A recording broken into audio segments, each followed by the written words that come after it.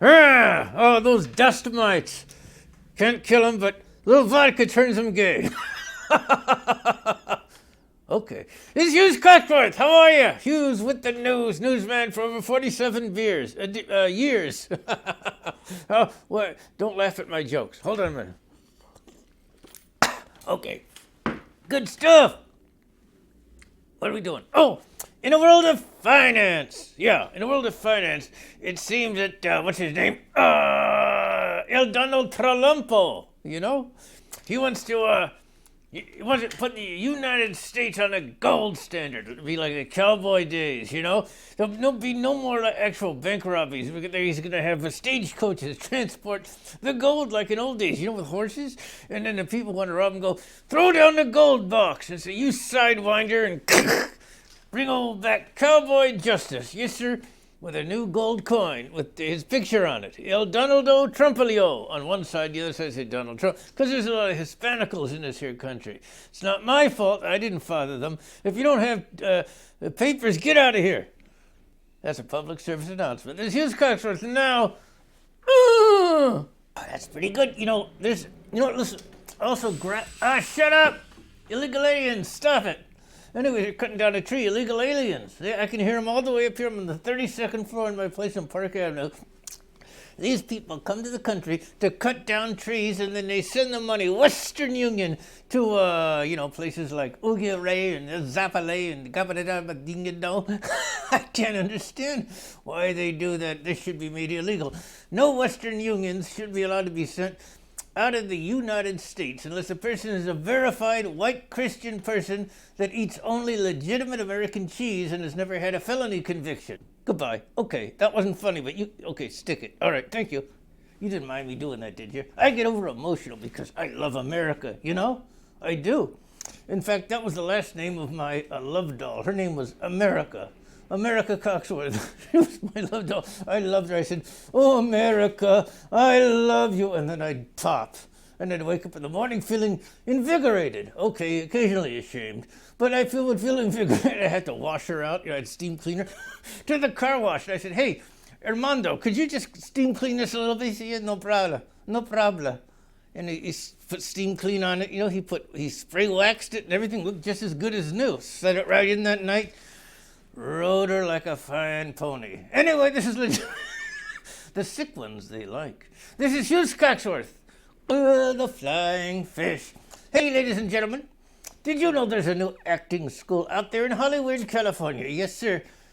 The Jeannie Dobbins Acting School by failed prostitute Jeannie Dobbins from the 1970s. She's famous for doing things in a disco. And she opened an acting school. In this acting school, you can learn how to pretend that you've been a victim of something and go, he touched me, or, he hit my car. And she teaches you how to make certain claims to make it look real and for the jury to go, oh, that's terrible. She's showing real emotion. She must be telling the truth. He or she, or he, she, or they, them, These days, who can tell? Anyway, she teaches these acting classes, and some of the best fraudsters around the United States, they'll come to her place.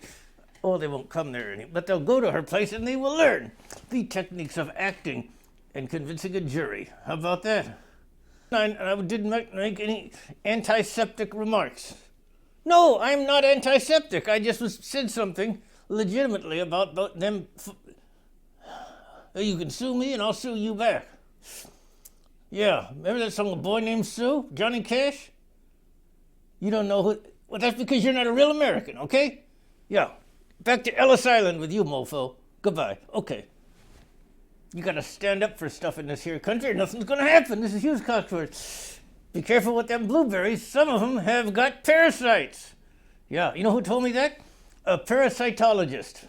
Yeah, she could tune in her mind and figure out where the elves are in the cold spots and the hot spots, where there's spirits, And so she touched me between the legs and she said, I've detected a cold spot.